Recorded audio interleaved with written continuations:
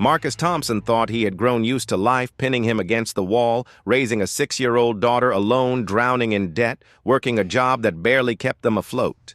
But that morning, when he was summoned to the 36th floor to meet the most powerful woman in the company, everything went far beyond the fear of being fired. Victoria Hayes did not fire him. She looked him straight in the eye and said, "I need you to pretend to be my husband for 1 year." Marcus froze. Then he asked the only question that mattered, half joking, half serious. "So we're sharing a bed." And that was when the real trouble began. It was 8:45 on a Monday night when Marcus Thompson's phone buzzed on the corner of his desk. He was hunched over his laptop in the dim glow of the office, typing another bland tagline for a product no one would remember. The screen read "Care." He swiped it open and heard the tired voice of Miss Johnson on the other end, telling him his daughter had a fever and needed to be picked up early the next morning if it did not break by then. He said he would be there. He always was. Marcus hung up and rubbed his eyes, his dark fingers pressing against his tired lids. The kind of exhaustion that came from juggling too many things at once and dropping most of them. He had been doing this for 3 years now, ever since his wife died and left him with a 6-year-old, a pile of medical bills, and a life that felt like it was held together with duct tape and hope. He saved the document, shut down his computer, and grabbed his jacket. The office was nearly empty. Most people had left hours ago. Marcus was halfway to the elevator when he turned the corner too fast and collided with someone coming the other way. A leather portfolio slipped from her hands and hit the floor. Papers scattered across the polished tile. Marcus dropped to his knees immediately. He said sorry and started gathering the documents. The woman crouched across from him, her movements precise and controlled. He looked up and recognized her instantly.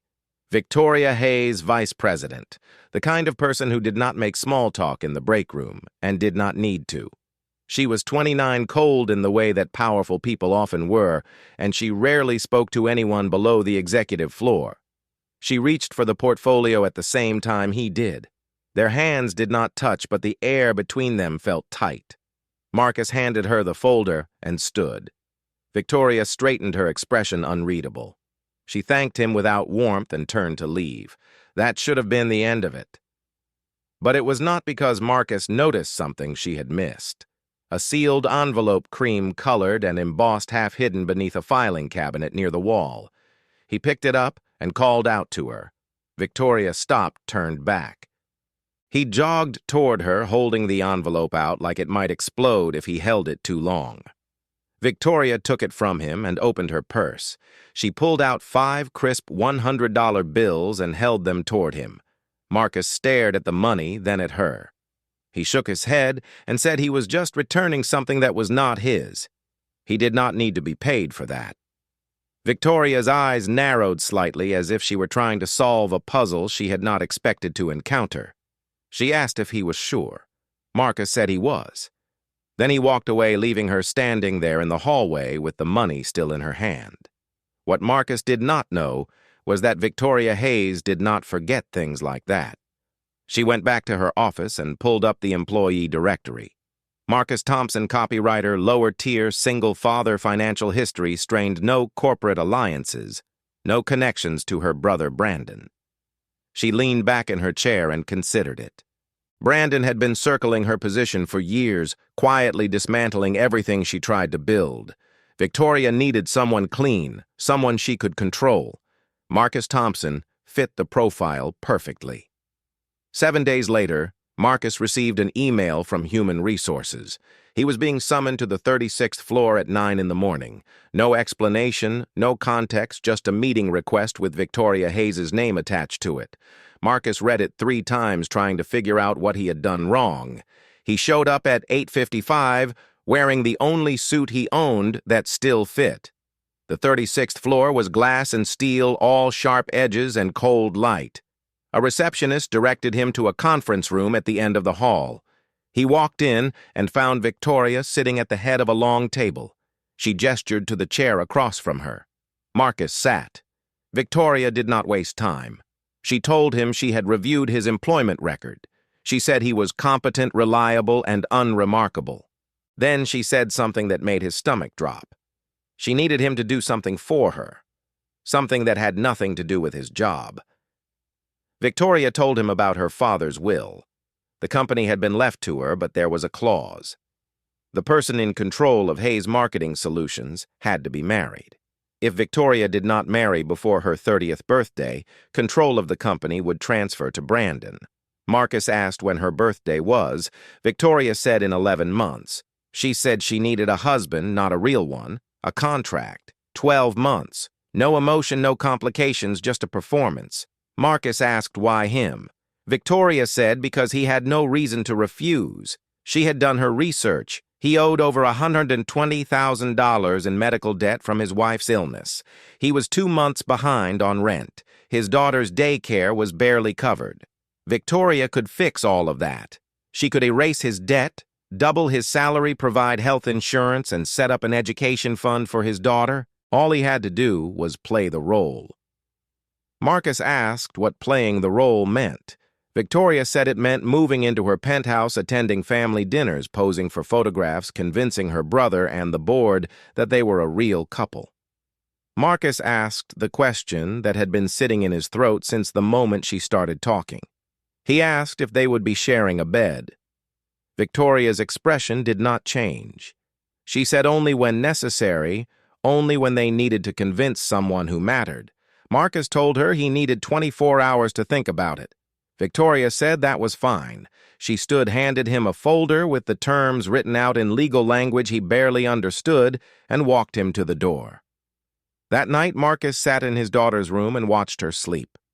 She was small for her age, her brown skin glowing softly in the nightlight, her breathing soft and steady. He thought about the life he was giving her, the cramped apartment, the second-hand clothes, the constant fear that one bad month would put them on the street. He thought about what Victoria was offering. Stability, security, a future that did not involve him lying awake at 3 in the morning, doing math in his head and coming up short every time. He picked up his phone and typed out a message. He told Victoria he would do it, but his daughter stayed out of it. No publicity, no involvement. Victoria replied within 2 minutes. She agreed. Marcus set the phone down and closed his eyes. He had just sold himself. He was not sure if that made him smart or desperate. Probably both.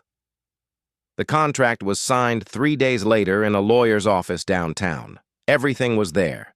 The money, the timeline, the rules, no emotional attachment, no physical relationship unless required for appearances. Termination clause after 12 months. He signed his name at the bottom and watched Victoria do the same. She shook his hand. It felt like sealing a business deal, which he supposed it was. He moved in on a Friday. The penthouse was cold and immaculate, the kind of place that looked like it had been staged for a magazine shoot.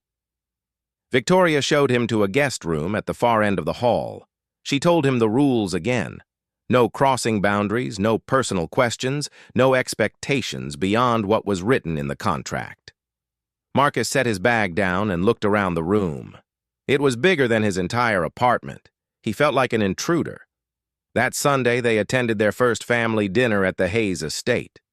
Brandon was there, leaning against the bar with a glass of whiskey in his hand.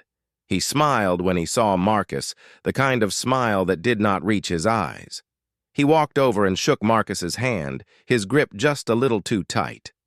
Marcus noticed the way Brandon's gaze lingered on him, taking in his broad shoulders, his dark complexion, measuring him against whatever image he had expected his sister to bring home.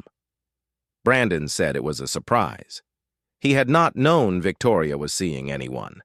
Victoria said they had kept it quiet. Brandon asked how they met. Marcus said at the office. Brandon raised an eyebrow and asked what Marcus did. Victoria cut in before Marcus could answer. She said Marcus was in marketing. Brandon nodded slowly, his gaze lingering on Marcus like he was trying to find the lie. Dinner was stiff and formal.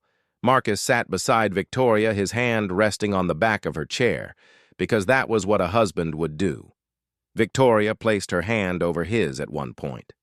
A brief touch that looked natural but felt rehearsed. Brandon watched them from across the table. On the drive home, Victoria said Brandon did not believe them. Marcus asked how she knew. She said because Brandon never believed anything she did was real. That night, Marcus lay in his bed in the guest room and stared at the ceiling. He thought about the 12 months ahead of him and wondered if he would survive them. Then he closed his eyes and tried to sleep. He did not succeed. The first 2 weeks in the penthouse felt like living in a museum where Marcus was both the exhibit and the security guard.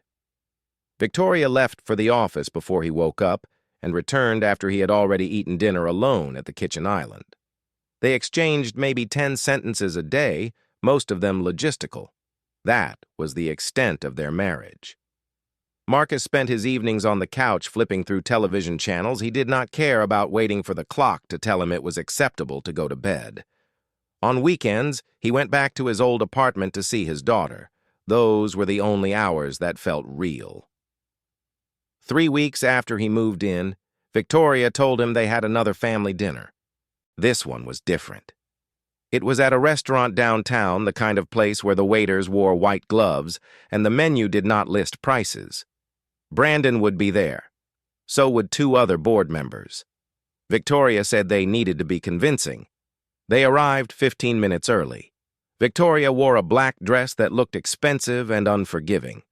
Marcus wore the same suit he had worn to sign the contract. They sat across from each other at a table near the window, waiting. Victoria told him to relax. Marcus said he was relaxed. She said he looked like he was about to be interrogated. He said that was because he was. Brandon arrived exactly on time, flanked by 2 older men in tailored suits. He greeted Victoria with a kiss on the cheek that looked affectionate and felt like a threat. Then he turned to Marcus and extended his hand. They sat down, and the performance began. Brandon asked how married life was treating them. Victoria said it was an adjustment. One of the board members, an older man with silver hair and a voice like gravel, asked Marcus what he did at the company. Marcus said he was a copywriter. The man asked if that was how he and Victoria had met. Marcus said yes. Victoria reached across the table and placed her hand over Marcus's. She said they had kept it quiet because they did not want office gossip. Brandon watched the whole exchange without saying a word. When the appetizers arrived, he finally spoke again. He said he had always thought Victoria would end up with someone from their circle, someone who understood the family business. Victoria said Marcus understood more than Brandon gave him credit for. Brandon said he hoped so, because the company was not kind to people who did not belong. By the time they left, Marcus's jaw hurt from clenching it. Victoria did not speak on the drive home. When they got back to the penthouse, she poured herself a glass of wine and stood by the window looking out at the city below. Marcus asked if she thought they had pulled it off. Victoria said Brandon did not believe them. She turned to face him, and for the first time since he had met her, she looked tired. Not just physically. Tired in the way people get when they have been fighting too long and are not sure why they are still standing. She said Brandon had always been the favorite. Their father had groomed him to take over the company from the time he was 16. Victoria had been an afterthought, and then their father had died and left the company to Victoria anyway, with one impossible condition attached. Brandon had never forgiven her for it. Marcus said he was sorry. Victoria looked at him like she did not know what to do with the apology. Then she finished her wine and said goodnight. Marcus stayed in the living room for another hour thinking about the woman who had bought his loyalty and wondering if she had ever had anyone in her life who had given it to her for free. The following week, the power went out. A storm rolled through the city, knocking out electricity across 3 neighborhoods. The penthouse went dark just after 10:00. Victoria came into the living room holding her phone like a flashlight. Marcus found 2 wine glasses and poured them each a drink. Victoria sat on the opposite end of the couch, her legs tucked under her. They sat in the dark for a while without speaking. Then Victoria asked him why he had really agreed to this. Marcus said she already knew why. She said she knew what the contract said. She wanted to know what he had been thinking when he signed it. Marcus took a long drink and said he had been thinking about his daughter, about what kind of father lets his kid grow up poor when he has a chance to fix it. Victoria asked if he regretted it. Marcus said he did not know yet. He asked if she regretted it. Victoria said no. She said she would do whatever it took to keep Brandon from winning. Marcus said he had walked into it with his eyes open. She did not owe him an apology. Victoria looked at him, and in the faint glow of their phones, he could see something shifting in her expression. She said most people would have taken the money and resented her for it. Marcus said maybe he still would, but not tonight. They talked until the power came back on 2 hours later. Victoria told him about growing up in the Hayes house, about being invisible until it was convenient for her not to be. Marcus told her about his wife, about the last 6 months of her life, when the hospital had become their second home. When the lights flickered back to life, they both blinked against the sudden brightness. Victoria stood and said she should get back to work. She stopped at the doorway and looked back at him. She said, "Thank you." Marcus did not ask what for. The next Saturday, Marcus mentioned to Victoria over breakfast that he was taking his daughter to the park. Victoria surprised him by asking if she could come. She said she wanted to see what his life looked like outside the penthouse. Marcus hesitated, then said yes. He was pushing his daughter on the swings when Victoria arrived. She was wearing jeans and a sweater, no makeup, her hair pulled back in a way that made her look younger. His daughter noticed her first and asked who the lady was. Marcus said she was a friend. Victoria walked over and said hello. His daughter asked if Victoria was his girlfriend. Marcus opened his mouth to answer, but nothing came out. Victoria crouched down to his daughter's level and said she was. His daughter asked if that meant Victoria was going to be her new mom. Victoria looked at Marcus, and he could see the panic in her eyes. He told his daughter that was not how it worked. She said okay and went back to the swings. They walked along the edge of the pond while his daughter ran ahead, her curly hair bouncing with every step. Victoria asked about her. Marcus told her the basics: 6 years old, smart, obsessed with dinosaurs. Victoria smiled and said she sounded amazing. Marcus said she was. Victoria asked what his daughter knew about the arrangement. Marcus said nothing, and it was going to stay that way. Victoria said that was probably smart. She said his daughter was lucky to have him. Marcus said he was the lucky one. They stood there for a moment, watching the girl run in circles, laughing at nothing in particular. Then Victoria said she should go. Marcus said, "Okay?" She walked away without looking back. That night, Marcus lay in bed and thought about the way Victoria had looked at his daughter, not with detached politeness, but with something quieter, something that looked like longing. He wondered what her life would have been like if she had been allowed to want things that were not tied to power or legacy. 2 weeks later, they had their wedding photos taken. It was Victoria's idea. She said the family needed proof. The photographer met them at a studio downtown. He posed them in front of a white backdrop, told them to stand closer, to look at each other, to smile like they meant it. The photographer asked them to hold hands. They did. He asked Victoria to rest her head on Marcus's shoulder. She did. He asked Marcus to put his arm around her waist. Marcus hesitated. Victoria whispered that it was fine. He put his arm around her and she leaned into him, her pale hand resting against his dark suit jacket, and for a brief moment it did not feel like acting. The photographer asked them to look at each other. They did. Marcus looked into Victoria's eyes and saw something he had not expected: vulnerability, fear. The same things he felt every time he thought about the next 10 months. The photographer snapped the photo and Victoria stepped back immediately, the moment breaking like glass. On the drive home, neither of them spoke. When they got back to the penthouse, Victoria went straight to her office and closed the door. Marcus sat on the couch and stared at the ceiling. He was starting to realize that the lines they had drawn were not as clear as either of them had thought. A month later, Brandon sent an email.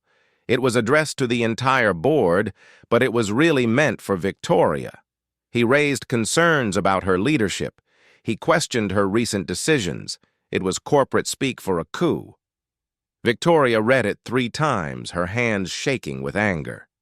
Then she called Marcus into her office and told him Brandon was making his move. Marcus asked what that meant. Victoria said it meant Brandon was going to try to prove their marriage was fake. He was going to dig into Marcus's past, find the contract, and expose everything. Victoria said they needed to be more convincing. They needed to act like a real couple, not just at dinners and photo shoots all the time. The next day, Brandon called Marcus and called. He said he wanted to meet just the 2 of them. Marcus agreed, even though every instinct told him it was a trap. Before he left, Victoria stopped him. She said Brandon would try to buy him off or threaten him. She told Marcus to record everything just in case. Marcus nodded and left. They met at a coffee shop near the office. Brandon was already there when Marcus arrived, sitting in a corner booth. Brandon smiled and said he appreciated Marcus coming. He said he wanted to be direct. He knew Victoria had hired Marcus. He knew about the debt. He knew about the contract. He said he did not blame Marcus for taking the deal. But Brandon said he also knew this was not going to end well. When Victoria fell, Marcus was going to fall with her. Brandon leaned forward and said he was offering Marcus a way out. If Marcus walked away now, Brandon would make sure the contract stayed buried. No one would know. Marcus could go back to his life, keep the money Victoria had already given him, and move on. All he had to do was disappear. Brandon said it was the smart play, the safe play. He asked Marcus to think about it. Then he stood and walked out. Marcus sat there for a long time after Brandon left. He thought about the offer. He thought about his daughter. He thought about the life he could have if he just took the out Brandon was giving him. And then he thought about Victoria sitting in that office working until midnight, fighting a battle she did not know how to win. He thought about the way she had looked at him in the dark when the power was out, the way she had smiled at his daughter in the park. Marcus picked up his phone and called Victoria. He told her about the meeting. He told her what Brandon had offered. And then he told her he was not going anywhere. Victoria did not say anything for a long moment. Then she asked him why. Marcus said because Brandon was wrong. This was not going to end with them falling. It was going to end with them still standing. Victoria thanked him, her voice quieter than he had ever heard it. Marcus said she didn't need to thank him. He had made his choice. But that night, lying in the guest room, Marcus wondered if he had just made the biggest mistake of his life. Because Brandon was not the kind of man who took no for an answer. And Marcus had just put a target on his back. Brandon moved faster than Marcus had expected. Within a week of their coffee shop conversation, Victoria received a notification that an emergency board meeting had been called. The subject line was vague. Something about reviewing executive leadership and corporate governance, but Victoria knew exactly what it meant. Brandon had found something, or he thought he had. Either way, he was ready to make his play. The meeting was scheduled for Thursday morning at 10:00. Victoria told Marcus he did not need to come. He said he was coming anyway. She asked why. He said, because if Brandon was going to burn them both, he wanted to be in the room when it happened. Victoria did not argue. The night before the meeting, Marcus could not sleep. He lay in bed, staring at the dark ceiling, running through every possible scenario in his head. Brandon had the contract. He had the financial records. He had proof that Victoria had paid off Marcus's debts. There was no good way to spin that. Around 3:00 in the morning, Marcus got up and walked to the kitchen. He poured himself a glass of water and stood by the window looking out at the city lights. He heard footsteps behind him and turned to see Victoria standing in the doorway. She was wearing an oversized sweater and sweatpants, her hair loose around her shoulders. She looked more human than he had ever seen her. She asked if he was okay. Marcus said he was fine. She said he was a terrible liar. Marcus asked if she was scared. Victoria said yes. She said she had spent her entire life trying to prove she was good enough. and tomorrow Brandon was going to stand in front of the board and tell them she was a fraud. Marcus said she wasn't a fraud. She said it didn't matter what the truth was. It mattered what they believed. Marcus asked what she was going to do. Victoria said she was going to tell the truth. She was going to admit that the marriage was a contract. She was going to admit that she had paid him. And then she was going to remind the board that her father's will was outdated and controlling, and that she had been running the company better than Brandon ever could. Marcus asked if she thought it would work. Victoria said no, but it was the only move she had left. They stood there in the kitchen, the silence stretching between them. Then Marcus said he wasn't going to let her do this alone. Victoria looked at him, and for the first time since he had met her, her mask slipped completely. She asked why he was still here, why he had not taken Brandon's offer, and walked away when he had the chance. Marcus said maybe because he was tired of running. Maybe because he had spent 3 years watching his wife die and feeling powerless. And this was the first time in a long time that he felt like he could actually fight for something. Victoria said he was going to lose. Marcus said maybe, but at least he would lose standing up. Victoria smiled just a little and said he was either very brave or very stupid. Marcus said it was probably both. The boardroom was on the 40th floor, all glass walls and leather chairs. Marcus sat beside Victoria at the far end of the table facing Brandon and the rest of the board. There were 7 people in total, not counting Victoria and Marcus. Brandon sat at the head of the table, his expression calm and confident. He looked like a man who had already won. The meeting started with pleasantries. The board chair, a man in his 60s named Richard, thanked everyone for coming on short notice. He said there were some concerns that needed to be addressed regarding leadership stability. Then he turned the floor over to Brandon. Brandon stood, straightened his tie, and smiled. He said he wanted to start by saying he had nothing but respect for his sister.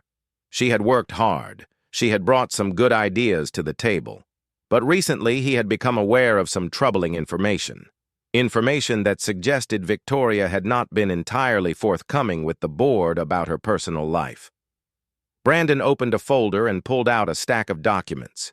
He said he had proof that Victoria's marriage to Marcus Thompson was not what it appeared to be. He laid out the evidence piece by piece. The contract, the financial transfers, the timeline of when Marcus's debts had been paid. He said Victoria had hired Marcus to play the role of her husband so she could satisfy the terms of their father's will. He said it was fraud. He said it was manipulation. He said it called into question her integrity and her fitness to lead the company. The room went silent. All eyes turned to Victoria. She sat perfectly still, her hands folded on the table in front of her. Then she stood. She said Brandon was right. She had entered into a contract with Marcus. She had paid his debts. She had asked him to pretend to be her husband for 1 year. She said all of that was true, and she was not going to apologize for it. Victoria said the problem was not that she had hired Marcus. The problem was that their father had written a will that treated marriage like a qualification for leadership. She said it was archaic and insulting, and she had done what she needed to do to work around it. She said she had spent the last 3 years increasing revenue by 38%, expanding into 2 new markets, and turning Hayes Marketing Solutions into one of the most respected firms in the industry. She asked the board if any of that would have been possible if Brandon had been in charge. Brandon said that was not the point. The point was that she had lied. Victoria said she had played the game she was forced to play. Brandon said she had broken the rules. Victoria said the rules were broken to begin with. The two of them stared at each other across the table, and Marcus could feel the years of resentment crackling in the air between them. Then Marcus stood up. Every head in the room turned toward him. He said he had something to say. Richard asked if it was relevant. Marcus said it was. He said Brandon had come to him 2 weeks ago and offered him money to walk away. He said Brandon had tried to bribe him into abandoning Victoria so he could expose the contract without interference. He said Brandon had not cared about integrity or honesty. He had cared about winning. Brandon said that was a lie. Marcus pulled out his phone, opened his recording app, and played the audio from their coffee shop meeting. Brandon's voice filled the room, offering Marcus a way out, promising to bury the contract if Marcus disappeared. The board members exchanged glances. Richard asked Brandon if the recording was accurate. Brandon said it had been taken out of context. Richard said it sounded pretty clear. Marcus continued. He said Victoria had given him access to her internal files to help prepare for this meeting. While reviewing them, he had discovered something.